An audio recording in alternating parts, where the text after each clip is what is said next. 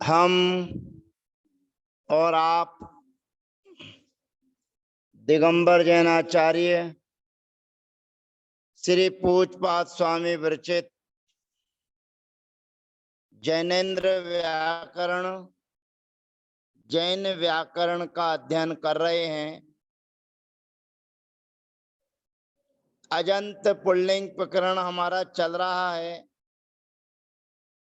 और अजंत स्त्रीलिंग प्रकरण हमारा चालू हो चुका है। और इस अजंत स्त्रीलिंग में दीर्घ आकारांत शब्द दया शब्द की सिद्धि हमने और आपने जानी। अब हमारे बीच दीर्घ आकारांत शब्द स्त्रीलिंग में सर्व शब्द जो सर्वनाम संज्ञक शब्द है, ऐसे सर्वनाम संज्ञक शब्द को दीर्घ आकारांत बनाकर सर्वा शब्द हमारे बीच में है। और सर्वा शब्द की व्यवस्था चतुर्थी विभक्ति के एक वचन में, पंचमी, षष्ठी और सप्तमी, इन 5 विभक्तियों में थोड़ा परिवर्तन होता है और शेष कार्य आम विभक्ति के आने पर नुट का आगम होता है। दया शब्द में चतुर्थी, पंचमी, षष्ठी और सप्तमी के एक वचन में सामान्य याट का आगम होता है, परंतु सर्वनाम संज्ञक शब्दों में स्याट का आगम होता है और पूर्व पद को ह्रस्व आदेश हो जाता है। तो आम शब्द में स्वरामी सर्वथा से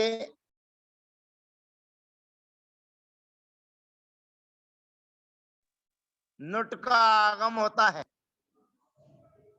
तो सर्वादि सर्वनाम सूत्र के माध्यम से सर्वा शब्द की सर्वनाम संज्ञा होती है और प्रथमा के एक वचन में सी विभक्ति के आने पर, सुविभक्ति के आने पर ऊ का अनुबंध लोप हो जाता है और ऊ का अनुबंध लोप होने पर हल ज्ञापो द्यासु सिप्त्यनच्छ सूत्र के माध्यम से जो सुविभक्ति लेकर आए हैं उसका लोप हो जाता है और शब्द बनता है सर्वा। द्विवचन में अव्यवक्ति के आने पर आदेप सूत्र की प्राप्ति है, चैप सूत्र की भी प्राप्ति है और सुटी पूर्वस्वम सूत्र के माध्यम से दीर्घ की प्राप्ति है।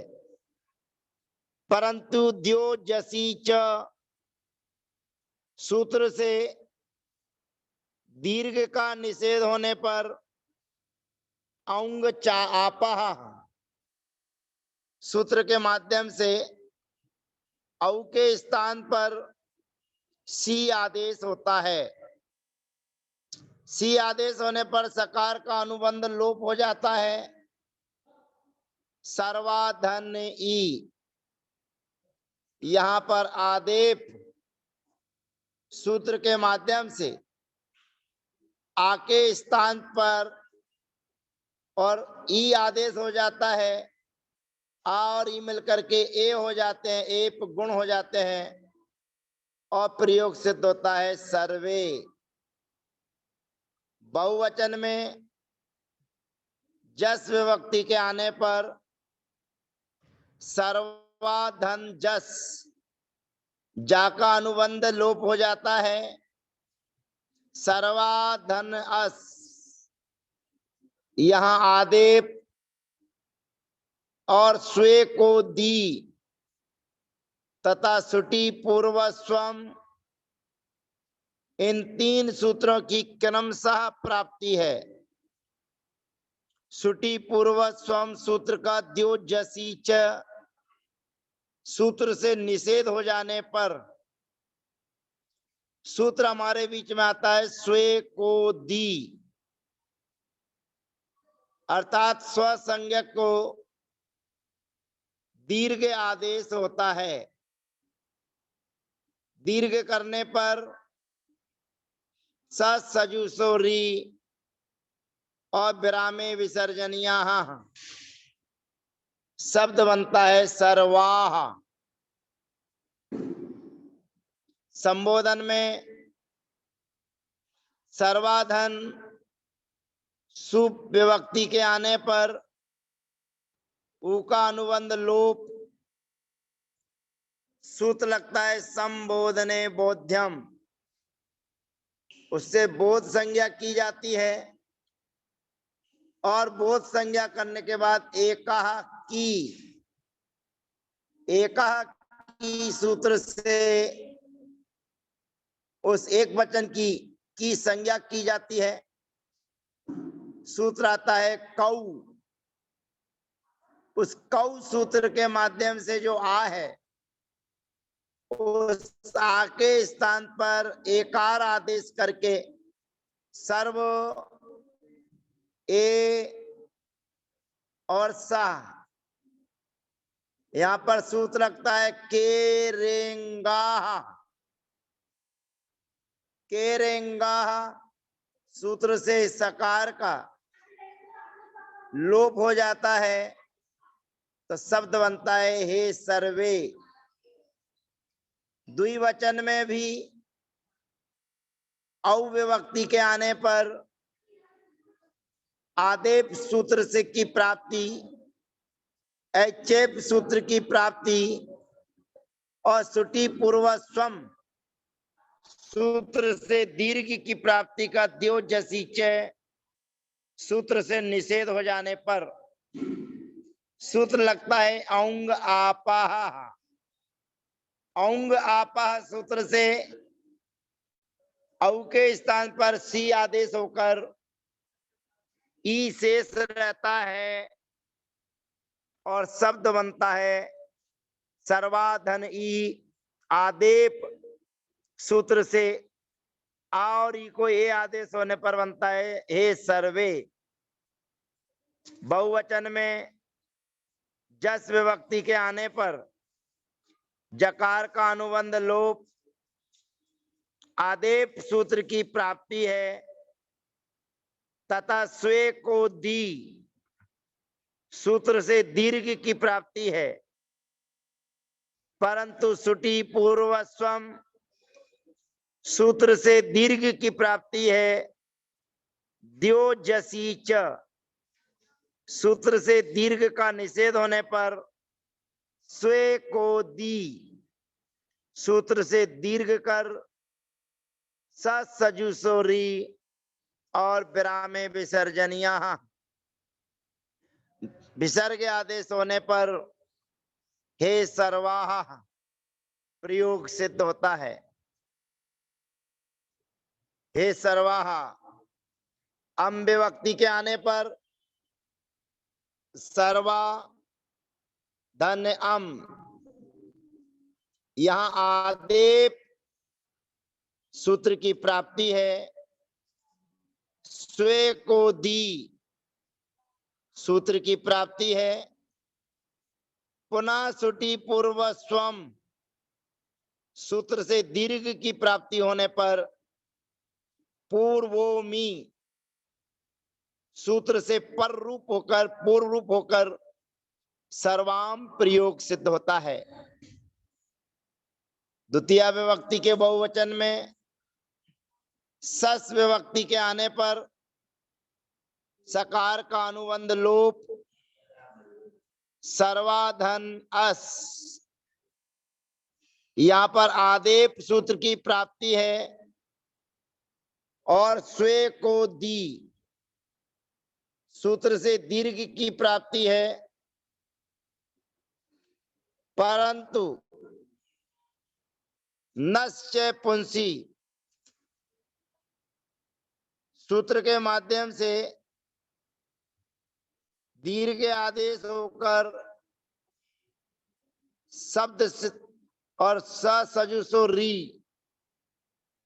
सूत्र के माध्यम से सा के स्थान पर रा री आदेश और विरामे विसर्जनिया सूत्र से विसर्ग आदेश होने पर सर्वाह प्रयोग सिद्ध होता है। सर्वा शब्द से तृतीय विभक्ति के एक वचन में ता विभक्ति के आने पर टकार का अनुबंध लोप कर आ शेष रहता है। यहाँ पर स्वे को दी सूत्र से दीर्घ की प्राप्ति है, परंतु आंगी चापा सूत्र के माध्यम से आकार के स्थान पर एकार आदेश कर सर्व ए आ इस स्थिति में एचो यवा यावाह सूत्र के माध्यम से आ के स्थान पर आय आदेश होकर ए के स्थान पर आय आदेश होकर सर्वयाह प्रयोग सिद्ध होता है। भ्याम आदि विभक्तियों के आने पर सर्वाभ्याम, विश्व विभक्ति के आने पर सजुसोरी और विरामे विसर्जनीय सूत्र से विसर्ग आदेश होने पर सर्वाभि प्रयोग सिद्ध होता है। अब चतुर्थी विभक्ति के एक वचन में गे विभक्ति के आने पर गा का अनुबंध लोप हो जाता है, ए मात्र शेष रहता है। सर्वाधन ए यहाँ आदेप सूत्र से एप की प्राप्ति है तथा एचेप सूत्र से ऐप की प्राप्ति है और याड आपा सूत्र से याट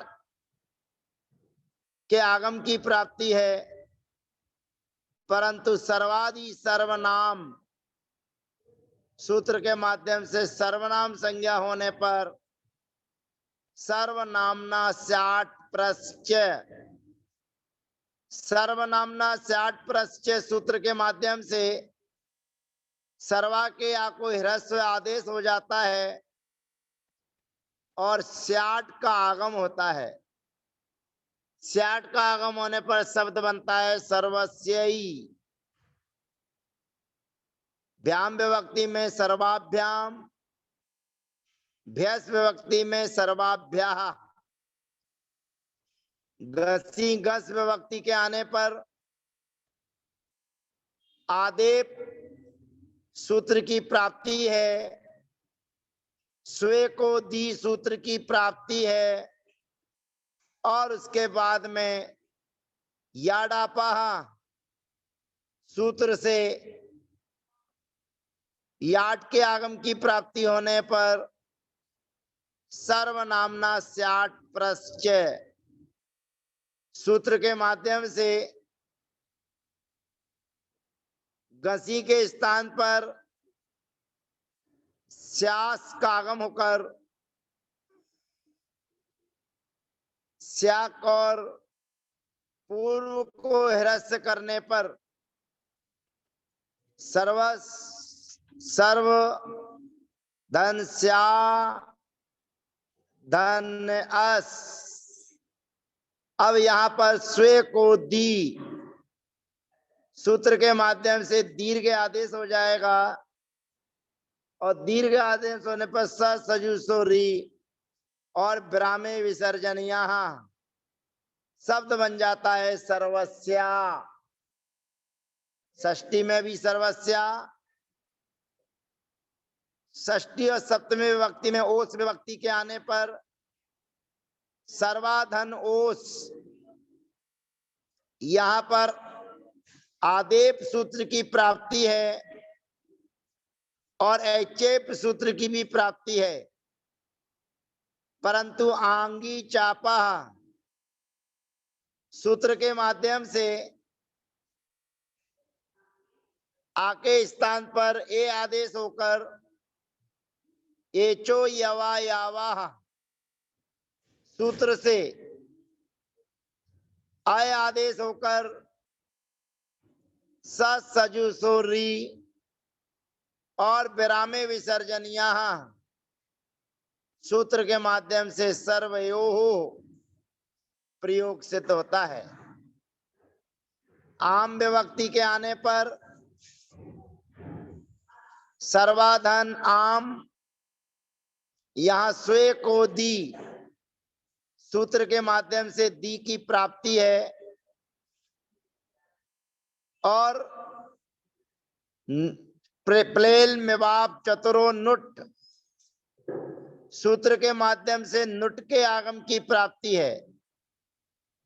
सर्वादि सर्वनाम सूत्र से सर्वनाम संज्ञा होने से आम यात सर्वनामना सुट सूत्र से सुट का आगम कर टकार और उकार का अनुबंध लोप हो जाने पर शब्द बनता है सर्वासाम। सप्तमी विभक्ति के एक वचन में नी विभक्ति के आने पर गा का अनुबंध लोप होकर सर्वाधन ई। यहां पर आदेप सूत्र से की प्राप्ति है और या डापा सूत्र की भी प्राप्ति है, परंतु सर्वादि सर्वनाम सूत्र से सर्वनाम संज्ञा होने पर सर्वनामना स्याट प्रश्च सूत्र के माध्यम से स्याट का आगम और सर्वा शब्द को ह्रस्व आदेश करने पर सर्वधन स्या धन ई। यहाँ गे राम मिवाम निब्या सूत्र के माध्यम से गी के स्थान पर आम आदेश हो जाएगा सर्वधन स्या धन आम। यहाँ स्वे को दी सूत्र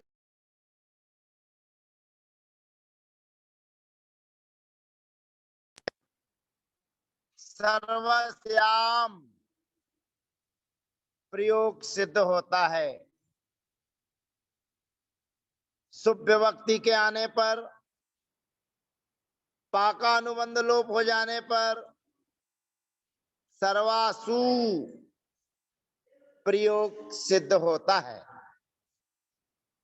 आगे चार्ट आपको नजर आ रहा है, उस चार्ट में इस सर्वा शब्द के पूरे रूप आपको नजर आ रहे हैं। चार्ट हमारा आगे बढ़ रहा है और आगे बढ़ते हुए चार्ट के माध्यम से उस सर्वा शब्द के संपूर्ण रूप आपके बीच में दोहराए जा रहे हैं। सर्वा, सर्वे, सर्वाः इति प्रथमा। हे सर्वे, हे सर्वे, हे सर्वाः संबोधन। सर्वाम, सर्वे, सर्वाः द्वितीयः। सर्वया, सर्वाभ्याम, सर्वाभिः इति तृतीयः। सर्वस्यै, सर्वाभ्याम, सर्वाभ्यः इति चतुर्थी। सर्वस्याः, सर्वाभ्याम, सर्वाभ्यः इति पंचमी। सर्व सर्वयोः सर्वासाम इति षष्ठी। सर्वस्याम सर्वयोः सर्वासु। इस प्रकार से सर्वनाम संज्ञक शब्द सर्वा शब्द की सिद्धि होती है। इसी प्रकार से विश्वा आदि शब्दों के रूप जानना चाहिए। आगे हमारे बीच में द्वितीय तृतीय शब्द आएगा। उसके लिए पूर्व में एक वार्तिक इति सूत्र आया था, तीयस्येति वा सर्वनाम संज्ञा, अर्थात तीय प्रत्यय जिनसे किया जाता है ऐसे शब्दों की सर्वनाम संज्ञा गी विभक्तियों में, गित विभक्तियों में विकल्प से होती है। तो जहां द्वितीय और तृतीय शब्द में सर्वनाम संज्ञा होगी वहां पर स्याट का आगम होगा और पूर्व पद को ह्रस्व होगा। परंतु जहां पर सर्वनाम संज्ञा नहीं होगी वहां पर याडापाह सूत्र के माध्यम से केवल स्याट का आगम होगा। ऐसे द्वितीय और तृतीय शब्द की सिद्धि हम आपके बीच में अगले सत्र में लेकर आएंगे। तब तक के लिए वंदना। जय जनेन्द्र। सबका यथा योग अभिवादन।